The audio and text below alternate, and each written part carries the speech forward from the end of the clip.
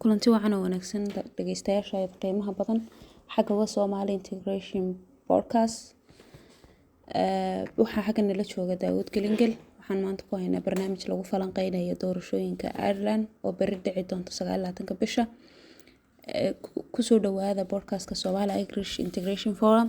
maanta waxaan si qoto dheer u falanqeyn doonaa doorashooyinka 2024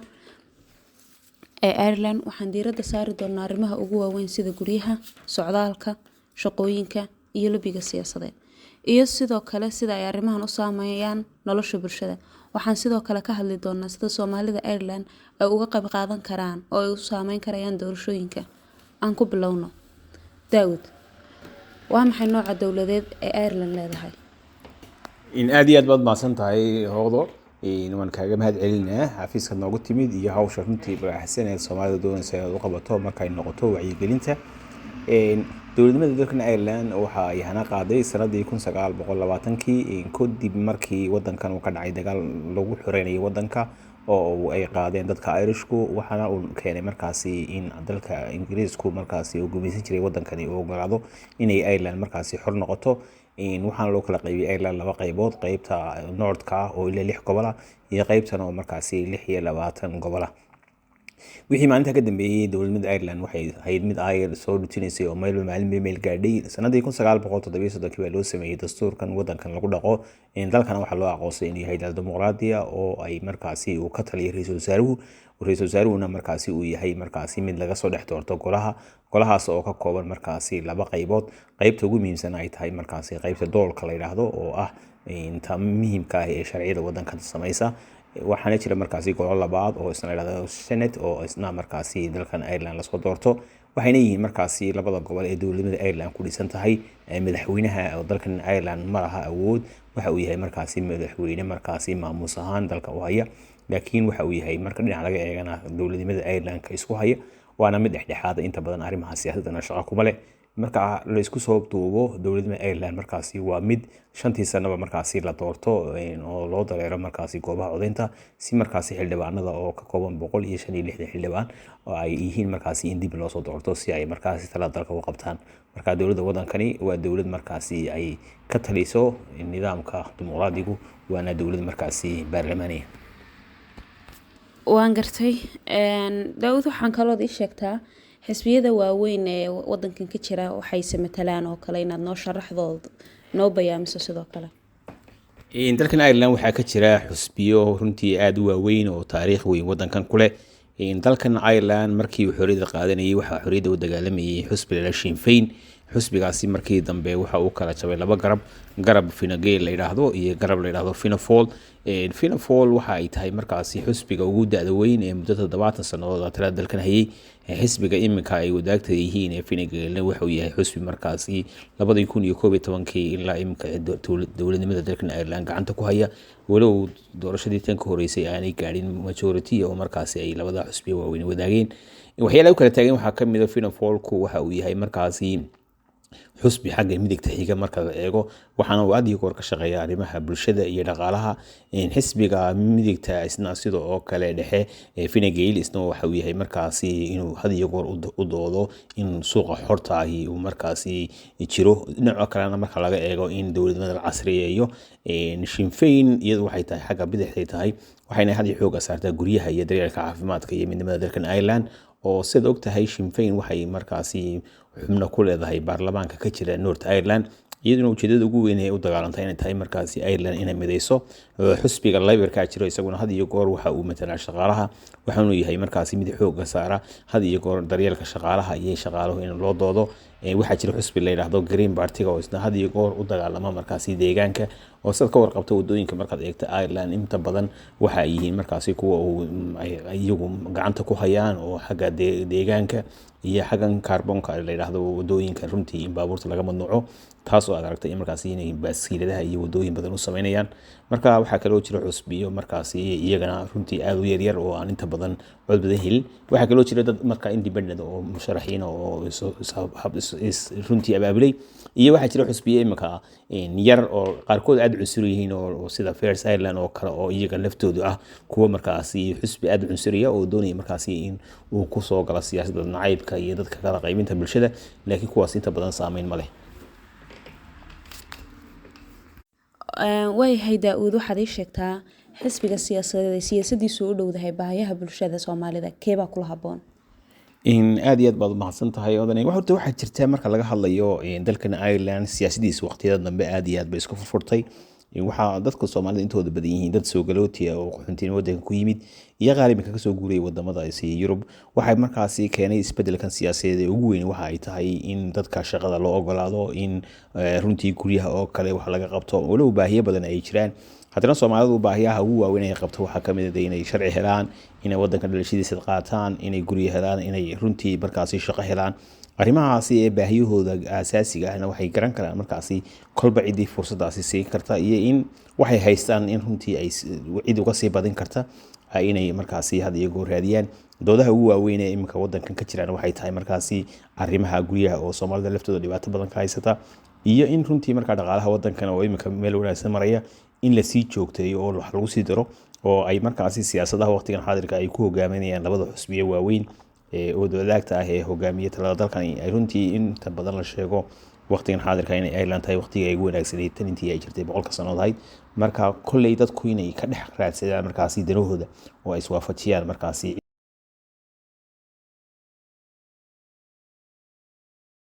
dantooda wada. waan gartay. waxaad ii sheegtaa xisbiga aad adigu isleedahay Daa'uud ahaan fikirkaaga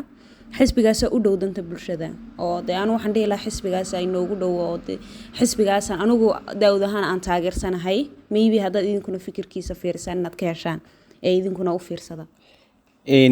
runtii waxa ugu muhiimsan dadka Soomaalidana inay aad iyo aad wacyigoodana kor u qaadaan. waxaanu hore u sheegnay dadka Soomaalidu inay xusbiyada ay galaan,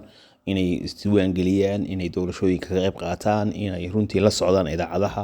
iyo runtii doodaha dhacaya, iyo runtii wadankan halka loo jihaynayo oo ayaga laftoodu talada qayb ku yeelan karaan, codkoodana la maqlo. inagu tala ahaan waxaynu had iyo goor nahay dad u dhexdhexeeya xusbiyada oo runtii aragtida siyaasadeed ay kala qabaan, inaan dadka u sharaxno, dadkuna markaasi ay go'aankooda iyagu qaataan, isagoo qof kastaba ka fiirinaya markaasi dantiisa gaarka ah cidda ay ku jirto inuu raaco. waayahay Daa'uud, xaggaa kaga soo noqono. waxaad ii sheegtay siduu u shaqeeyo nidaamka doorashooyinka ee Ireland. aad iyo aad baad mahadsan tahay. waxaa jirta dalkan Ireland 5 sanaba doorasho loo dareeraa. waxaa jirta markaasi guddida doorashada iyo xuduudaha oo runtii markaasi qiimeysa markaasi in dadka codeynaya ay tirakoob ku sameeyaan, in dadkii ay qaarkood waxa dhici karta magaalooyinka qaarkood in laga guuro, magaalooyinka qaarkood in lagu soo biiri karo, in markaasi ay eegaan markaasi xildhibaanada dalkan oo ilaa 165 markaasi oo deegaan walba laga soo doorto markaasi deegaanada qaarkood loo badin karo. waxay tahay markaasi doorashadu markaasi mid dadku loo ogeysiiyo xilliga doorasho dhacayso. waxay martaa nidaam waxa codeyn kara marka qof kastoo European codeyn kara tan baarlamaanka, waxa codeyn kara qofka Irishka codeynaya. waxayna ay tahay markaasi qofku inuu isdiiwaan geliyo. haddii aanu isdiiwaan gelin markaasi ma dhacayso inuu doorashada ka qayb qaato, laakiin markuu isdiiwaan geliyo loo sheegay goobta ka codeynayo. waxaa kaloo jirta doorashada dowladaha hoose oo iyaguna 5 sano mar dhaca, kuwaasi qof kastoo Ireland deega hadduu sharci leeyahay haddaanu lahayn buu codeyn karaa. waxaana muhiim ah markaasi inuu meesha uu joogo isaga laftiisa isdiiwaan geliyo. waxaa kaloo jira doorasho kale oo Europeanka oo maadaama Ireland ay ka tirsan tahay wadamada isbahaysiga Yurub, midowga Yurub, marka xaq waxay u leedahay markaasi inay baarlamaankeeda doorasho ay soo galaan, kuwaas oo iyagana doorashada loo qabto. marka doorashada Ireland waxay ka mid tahay un doorashooyinka guud ee wadamada Yurub ka dhaca kuwooda ugu fiican ee runtii aan soo dhankalna way ugu magaranaysa ay yihiin kuwa cadcad oo aan runtii musuqmaasuq lahayn. waxaana yihiin markaasi kuwa ay dowladda hoose gacanta ku hayso, oo markaasi qof kastaba haddii hore u codeeyey oo nidaamka ku jiro isdiiwaangelintaasi ay tahay markaasi haddii uu adreyskiisa ka guro inuu yahay markaasi mid markaasi xogtiisa la hayo. arrinta ugu muhiimsan ee meesha taala waxay tahay nidaamka doorashada ay Soomaalidu xaq u leedahay ee codeyn karto. waxa muhiim ah dadku inay ku dhiiradaan markaasi inay isdiiwaan geliyaan oo ay codeeyaan oo maalinta codbixinta ay soo baxaan, si markaasi ay u dhici karto markaasi inay cod ku yeelan karaan. waxa kaloo muhiim ah qof kasta oo meesha uu degan yahay waxa kaga xidhnaan karta meel kasta haatee in qof uu baahan yahay markaasi garaba. qofka haddii garabka ku noqon kara waa qofka xildhibaanka ee ku matala. qofkaasi maalinta ku baahan yahay waxay tahay maalinta codka. dad garab istaagta adigna maalinta baahi ay cod ku hayso ayuu ku garab istaagi karaa. marka waxaan ku dhiirigelinaynaa dadku inay runtii ay isdiiwaan geliyaan, doorashada ka qayb qaataan, codeeyaanna. waan gartay. waxaan xaggaas su-aal kale kaa weydiinayaa. waxaad tiri hal la codeeyo, sidee Soomaalida Ireland codkooda ugu adeegsan karayaan inay saameyn ku yeeshaan siyaasadda maxalliga? in Soomaalida dalkan deganaa waxay u qaybsan yihiin saddex qolo. Qolo waa qolo iminka soo guurtay oo Yurub ka timid oo markaasi iyagu Yurubiyan ah, marka xaq u leeyihiin doorashooyinka qayb galaan. Waxaa jira markaasi qolo kale oo iyaga laftooda ah qolada aynu sheegnay inay dalkan yimaadeen oo ay degeen oo Irish yihiin, iyaguna kuwaasna xaq bay doorashada u leeyihiin. qolo kale waxaa jirta iyagu laftooda asylum oo wadankan iminka yimid oo iyaga laftooda kuwaasi maadaama inay sharci weynaan lahayn markaasi iyagu xaq uma yeelan karaan. qolabada qole ee markaa sharciyada waaweyn haysta marka waxay u adeegsan karaan codkooda inay jihayn karaan siyaasadda dalkan Ireland mustaqbalka dhow, maadaama oo tirada ay yihiin ay waxoogaa tahay. waxaana u jihayn karaan waxa ay tahay iyagoo codkooda muujiya oo marka ay noqdaan markaasi kuwo la maqli karo oo codkooda si markaasi yahay markaa ku lagu xisaabtami karo. haddii se aanay isdiiwaan gelin oo aanay codaynin waxay noqonayaan markaasi dad aan codkooda la maqal. haddii aan codkooda la maqalna waxa laga yaabaa markaasi dadkii ay u doodi lahaa runtii loo eedeynayay iyaga awgood inay soo dhaweeyeen dadkaasi inay markaa ay codkii ay heli waayaan. kuwii kale markaa kasoo horjeeday ee doonayay markaasi in Soomaalida ama dadka ajaanibka runtii la dhibo in ay cod helaan. markaasi waxay u adeegsan karaan codkoodu waa waxa qura ee ay runtii dadka ku gaarsiin karaan in la maqlo codkooda si iyagoo codaya. waan gartay. Daawud, sidaan wada ognahayba Ireland waxaa ka jirta dhibaato oo guryo la'aan ah, dad badan inay guryahooda u helaan ay aad u adag tahay. marka halkaa waxaan ku weydiin lahaa maxay dhibaatada guryaha uga muhiimsan tahay doorashadan? arrinta muhiimka ah ee doorashadan ee aadka looga hadalhaya waxay tahay in dalkan Ireland ay ka jirto guri la'aan. guri la'aantaasi oo ilaa in muddo ah soo jirtay, xusbiyaduna ay ku kala aragti duwan yihiin. matalan xisbiga Sinn Féin oo aynu soo sheegnay markaasi inuu xagga bidix xigo oo had iyo goor u doodo dadka danyarta, wuxuu sheegay ilaa 30,000 ilaa guryo inuu dhisayo oo runtii markaasi uu doonayay markaasi arrintaasi guri la'aanta in laga baxo. halka ay xisbiga Fine Gael ay iyagu laftooda doonayaan markaasi in dadka la maalgeliyo oo dadka landlordada iyo dadka hantiilayaasha ay guryo dhistaan, dowladuna markaasi ay qayb ka noqoto. arrintaasi waxay u noqotay waxa weeyaan waxaa la sheegaa saddexdii guriba in guri xiran yahay oo wadankan oo ay deganayn. dhinaca kale marka la eego guri la'aantaas waxay keentay markaa inay aad u qaali yihiin kiradii oo aan la goyn karaynin, taasoo markaasi dad badan oo dadka wadankan u dhashay markaasi ku khasabtay markaasi inay ka haajiraan maadaama noloshii gurigu aad iyo aad uga adkaatay. dooda ugu weyn ee taaganna waxay tahay markaasi siyaasadda imika la isku haya waxay tahay markaasi in dadku ay helaan guryo oo ay ka baxaan guri la'aanta. waayo waxaa jira dad badan oo homeless ah oo aan meel haysanin oo ay dowladdu markaasi gacan ku hayso. tiina waxay kusoo beegeen doorashadan waqtigii qaboobaha oo runtii ay jirto markaasi guri la'aan. waxaana ay tahay markaasi doodaha imika inta badan tviyada iyo meelaha isku arkaan doodo siyaasiyiintu ee laga dooday ay tahay markaasi xusbiga markaasi xalka u arka inuu soo afjari karo guri la'aantan, walow ay adag tahay in la soo afjari karo oo ay muddo qaadan karto. haddana waxaa la leeyahay waxa keeni kara uun hawsha tan inay tahay markaasi xusbiyada oo haddii markaasi xusbi uu helo majority in ay dhici karto markaasi inuu ku dhiiran karo markaa inuu siyaasadiisa runtii meel mariyo. laakiin dhibaatada jirta waxa weeyaan xusbi ilaa imika helay aqlabiyad uu keligii wadanka ku maamuli karaa ma jirto. maxayna noqonaysaa markaasi wax kastoo ay meel marinayaanba inay jiitan keento. sida imika doorashadan dowladdan imika dhammaatay waqtigii dhammaaday 3 xusbiba ayaa iskaashi ku leh oo ku bahoobay. saddexdaas waxay u baahan tahay markaa inay dhexdooda isqanciyaan oo taasna waqti badan ay ku luntay. marka haddii ay dhici karta markaasi in ay doorashadan ay helaan xusbi uu soo baxo keligii, waxaa dhici karta markaasi in wax badan laga qaban karo. waan gartay.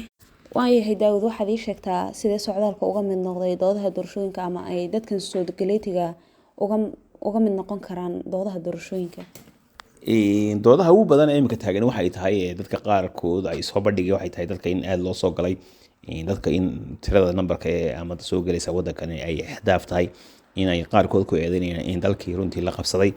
waxaa kaloo ay dhacaysa markaasi in dadka badan oo ay runtii ay yimaadeen wadankan sanadihii ugu dambeysay, taasoo dowladda markaa lagu eedeynaya inaan waxba ka qabanin oo ay markaasi qolooyinka xag jirka ay doonayaan markaasi in cod badan ay ku helaan. taasi markaa waxay noqotay arrin weyn oo doodaha imika masiiriga ah ee wadankan ka taagan ay tahay in dowladdu lafteedu ay markaasi imika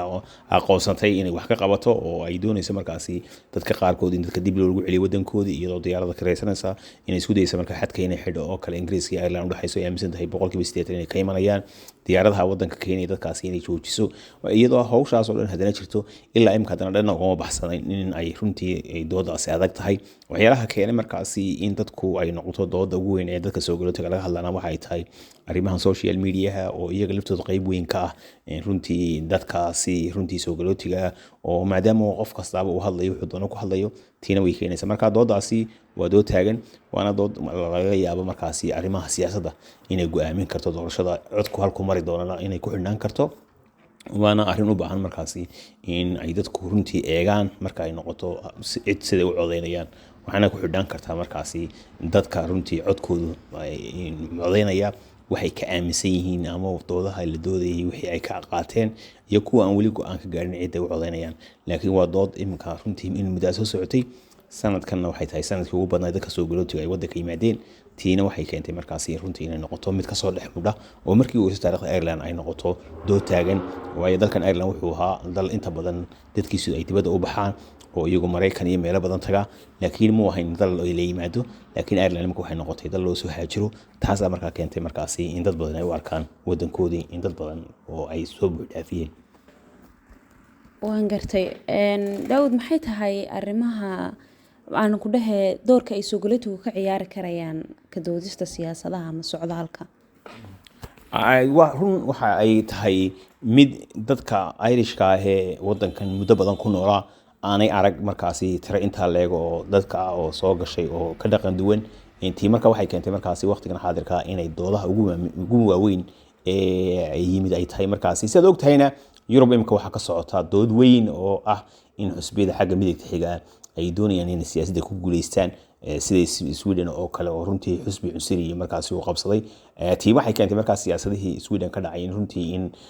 dadkii runtii ay ka soo cararaan halkan yimaadaan oo iyaga laftooda runtii ay saameyn ku yeelato markaasi waxay noqotay markaasi dad badan inay markaasi xusbiyada qayb ka noqdaan doodahaasi ay qayb ka noqdaan waxaana laga cabsi qabaa markaasi inay waqtigan xaadirka ay saameynba ku yeelato markaasi sida Irishku codeynayaan inay noqoto marka arrin weyn oo loo abuuray markaasi cabsi ah in arrinta wax laga qabto soo galootiga oo ay u arkaan markaasi in dadka qaar ay dhulkoodii ka qaadayaan haddii markaasi ay xoogeystana ay dhiciba karta markaasi dadka qaarka inay codka ku helaan walow ilaa imika dadka xag jirka ah ee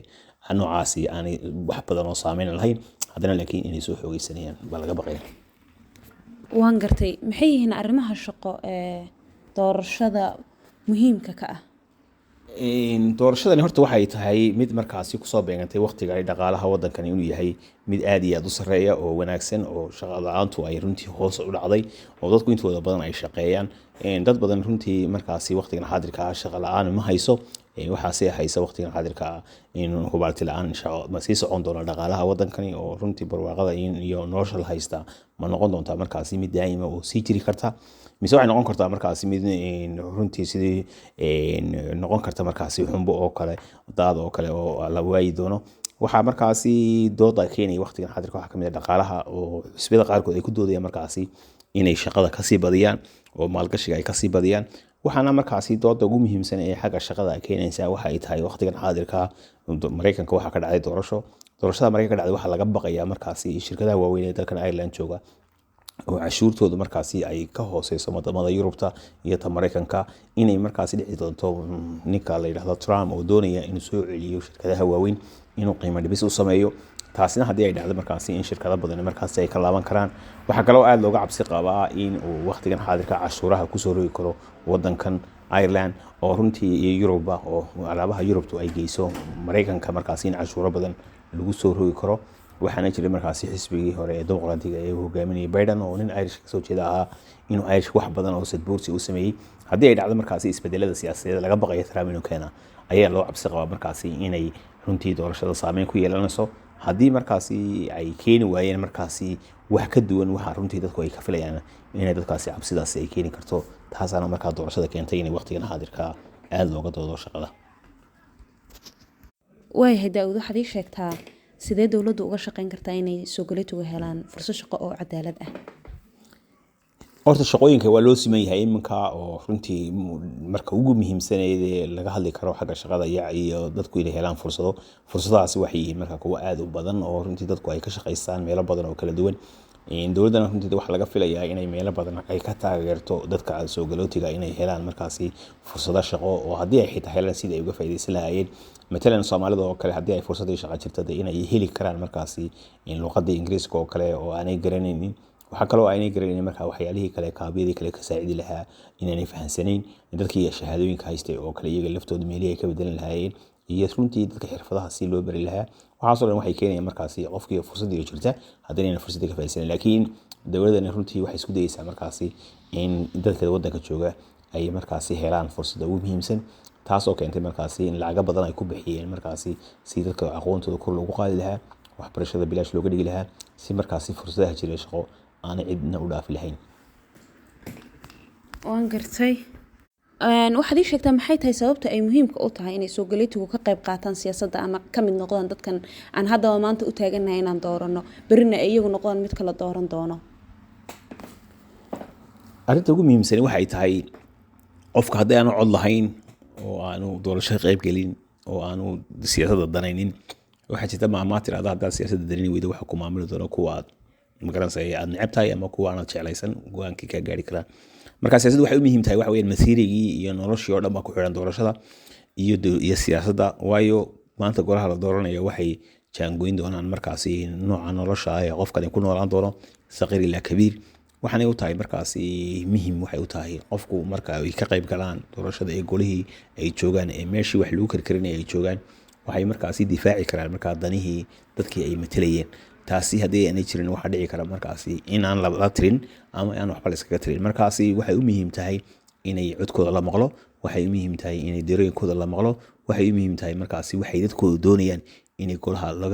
ay keenaan waana arrin aad iyo aad u muhiima dadku inay markaasi ku dhiiradaan inay marka u yar tahay wacyigooda kor u qaadaan oo siyaasadda waddankan ay fahmaan oo ay runtii markaasi aqoon dheeraada u yeeshaan hadday tahay war ay dhegeystaan hadday tahay jareed akhristaan iyo hadday tahayba goolaha iyo meelaha lagaga faaloonayo runtii ay ka qayb qaataan. waan gartay daawud waxaad ii sheegtaa maxay yihiin caqabadaha ay soogalitigu kala kulmi karayaan siyaasadda? horta arrinta ugu muhiimsan ee taala waxa weeyaan qof kasta horta Irish marka xaq buu leeyahay inuu la doorto waxna dooran karo dowladaha hoose sidoo oo kale waxaa jirta iminka dad badan oo aan soogalooti ahaa oo markaasi siyaasadda waddanka soo galay oo iyagoo markaasi xilli hore waddanka yimid dhexgal sameeyey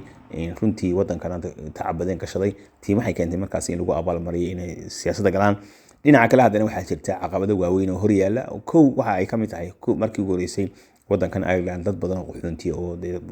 sanado badan deganaan jiray ma ay jirin waddankan iyo qaxoontigu isku cusub yihiin waxaana markaasi si jirta in dadka inta badan waddankan degan ay siyaasadda iyagu hormuud u yihiin oo ay gacanta ku hayaan in Ireland kama mid ahayn wadamadii sida Yurub galbeedka gumeystay oo dad badan oo Irish oo meelaha ku dhashay ma iman halkan iminka dadka labada qolob isku horeysa. caqabadaha kale jira waxay tahay dadka soogalotiga oo runtii marka la eego aan siyaasadda inta badan u dhundaloolin oo iyagu markaasi iska garabarato iyo inay hawlahooda iska qabsadaan inta badan ay dhacdo markaasi inay yihiin dad aan deegaanada ay joogaan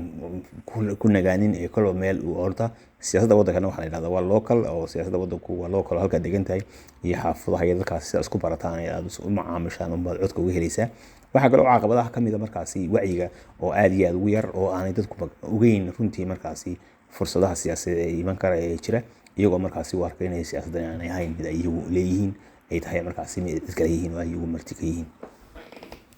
waan gartay daawud waxaad ii sheegtaa sidaan bal u xalin karayna caqabadahan oo ama loo xalin karayo?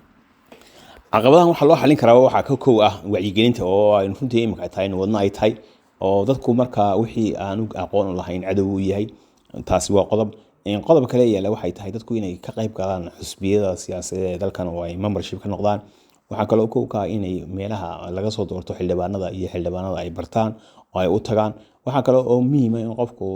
meesha uu degan yahay uu ku nagaado oo uu deegaankaasi uu noqdo markaasi deegaankiisii dadkana uu barto ummadda kalena uu dhex galo. waxaa kaloo iyana muhiim ah meelaha ay ka taagan yihiin dooduhu waaweyn iyo meelaha arrimaha waaweyn lagaga dooday inay doodaasi markaa uu ka qayb qaadi karo isaga laftiisu inuu waddanka wax gashan karo oo hadday noqoto iska wax u qabsado ka qayb qaadan karo haddii markaasi siyaasadda danaynayna runtii markaasi arrimaha waaweyn ee ijtimaaciga ee bulshada dhibaatada ka haysata inuu isagu laftiisu markaasi qayb uu ka noqdo walow siyaasadda waddankan ay tahay siyaasad runtii u adeegta dadka ee aan ka adeegan oo markaasi wacyigii Soomaalida marka aynu joognay ay ahayd markaasi in ay ka duwan tahay siyaasaddii la yaqaanay tan oo ay tahay markaa qofka siyaasadda galay inuu yahay qof markaasi u heelan dadka inuu u shaqeeyo oo isagu runtii waxba ka rabin iyo runtii publicity-ga iyo maadaama waddan dimuqraadi la yahay oo isla xisaabtan jiro oo runtii wax walba cadcad yihiin iyo shaqada runtii la qabanayo aad iyo aad u cad badan inay jirto iyo iyagoo aanay jirin Soomaalida ama dadka soo galeetiga ahay urur siyaasadeed oo kobciya garaadkooda amaba fursad u siin kara markaasi inay qayb ka noqdaan iyo wacyiga iyo doodaha runtii dhex yaala dadka bulshooyinkan oo runtii meelo kala duwan ka kala yimid oo iyaga laftoodu aan isku afkaar ahayn iyo dadka oo sida Soomaalida oo kale qof kasta oo meeshii uu ka yimid uu maskaxda ay kaga jirto ee aanay jirin markaasi inay halkan wax ka noqdaan iyo jiilka meeshan ku dhashay oo aad u yar waqtigan xaadirka oo runtii la filayo markaasi muddo sanado in qaadan doonto inay markaasi qayb ka noqdaan siyaasadda. waan gartay dhageystayaal xagaas waxaa noogu soo ekaanaya barnaamijkeena maanta aan kaga hadlaynaa arrimaha siyaasadda waxaan aad iyo aad ugu mahadcelinaynaa Daa'uud oo aad iyo aad maanta macluumaad badan noo siiyay ama information aan hore u ogeyn dhageysta saad arrimahan iyo arrimo ka muhiimsan ba iyo wixii xiiso leh halkan ba soo dhignaa aduu la socota fadlan soo raac page-keena subscribe-na noo saar